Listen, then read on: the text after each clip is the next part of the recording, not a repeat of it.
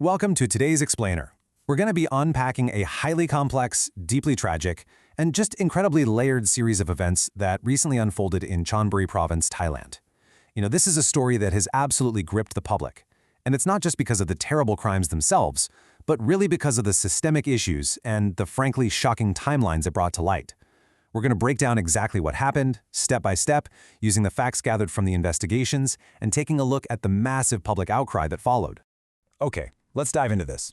At the very center of our explainer today is this really haunting question. How exactly did an intense, rapid investigation into the murder of two foreign tourists inadvertently lead authorities to uncover the fate of a local family, a family who had seemingly vanished into thin air over a month prior?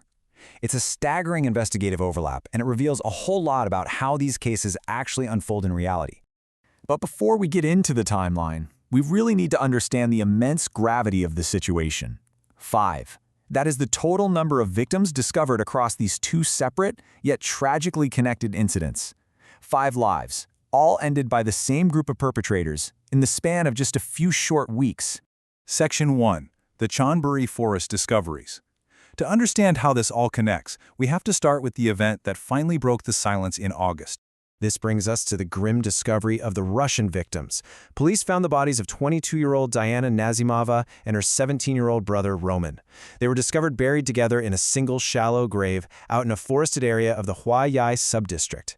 The physical evidence showed that Roman had suffered gunshot wounds while Diana showed signs of physical assault. And the motive? Well, according to the suspect's own statements later on, this was just a terrifying chance encounter by the side of the road. They were driven by a desire to simply steal the siblings' motorcycle.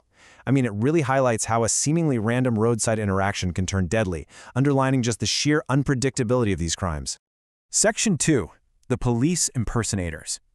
So who was actually behind this, and how did they manage to subdue their victims without raising any immediate alarms?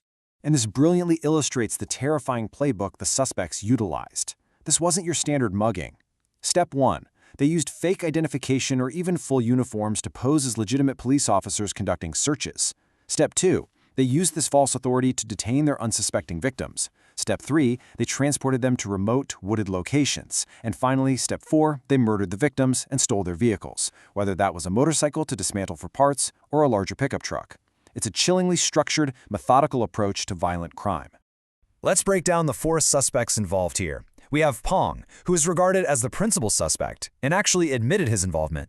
Then there's Thong, who is also questioned but claimed he only acted under duress because he was terrified of Pong. Meanwhile, 2 alleged accomplices, Ball and Fluke, were cited as being at large. But you know what the most alarming detail is here? Pong had just been released from prison a mere 2 months before this deadly string of events even began. This specific detail really brings home the premeditated nature of all this. Pong reportedly admitted to investigators that he bought the fake police uniform online. And, chillingly, he claimed to have learned his methods for these crimes directly from browsing social media. It's a stark reminder of exactly how accessible the tools for this kind of deadly deception have become in the digital age. Section 3. A local family vanishes. Now, we've got to pivot our narrative back to the past, because before the August discovery of the Russian siblings, there was a cold case, and this case really sets the stage for the public outrage that followed. Let's move to Amala, see how this builds across the timeline of tragedy. Just look at the massive gap here. On June 27th, a local Thai family is reported missing to the Huai Yai police. From July through most of August, over a full month passes with absolutely zero police progress. The family is just gone. It isn't until the Russian victims are found in August and those subsequent arrests are made that the timeline suddenly accelerates again. The victims of that June disappearance were a local Thai family. You had 53-year-old Wichien, the father, 50-year-old Chantana, the mother, and their 18-year-old daughter, Nishafa. According to reports, the suspects targeted their home late at night.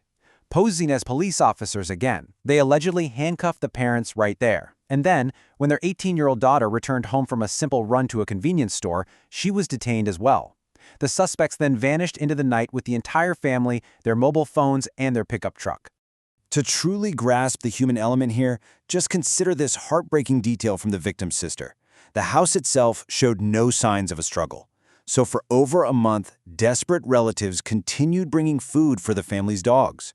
They kept checking the untouched house, calling active phone lines that just rang, and searching the nearby woods entirely on their own, just hoping for a breakthrough that never came. Section 4. The tragic connection. This brings us right to the shocking collision of these two events. How exactly did the arrest of Pong and Thong in August finally provide answers to a grieving family from June? Well, during questioning for the tourist murders, the suspects actually confessed to the previous crime. They physically led the police to a coconut plantation situated just 2 kilometers away from where the Russian siblings had been buried, and it was there that the awful truth of the missing Thai family was finally unearthed. The facts drawn from the suspects' confessions to the police are incredibly grim. The stated motive? Simply to steal the family's pickup truck. Pong reportedly confessed to sexually assaulting the 18-year-old daughter before the murders even took place. According to the investigation, Ball allegedly shot the father, Pong shot the mother, and Fluke shot the young daughter. Ultimately, all 3 family members were pushed into and buried in a single grave. Section 5. Outrage over police inaction. Once these revelations hit the press, the story transformed overnight from a localized tragedy into a massive, intense public discourse regarding systemic justice. Now, what's really interesting about this comparison is the stark contrast in the investigative gap. And this contrast fueled immediate online outrage. On one side, you have the Russian tourist case. It generated a prompt, widespread search, intense media coverage, and resulted in rapid arrests. On the exact flip side, the Thai family case. The family was told to wait. Police reportedly refused requests to track the signals of the victims' active mobile phones, citing a need for specific legal authority. And the result? Absolutely no progress for over a month. This heartbreaking question, asked by the Thai victim's sister, perfectly encapsulates the anger people felt. Why are poor Thai families left without the same attention or support? She noted that while posters for the missing tourists were put up absolutely everywhere, her own sister's family received virtually none of that institutional support. If you look at the public sentiment in online communities like Reddit, the criticism is heavy and it is uniform.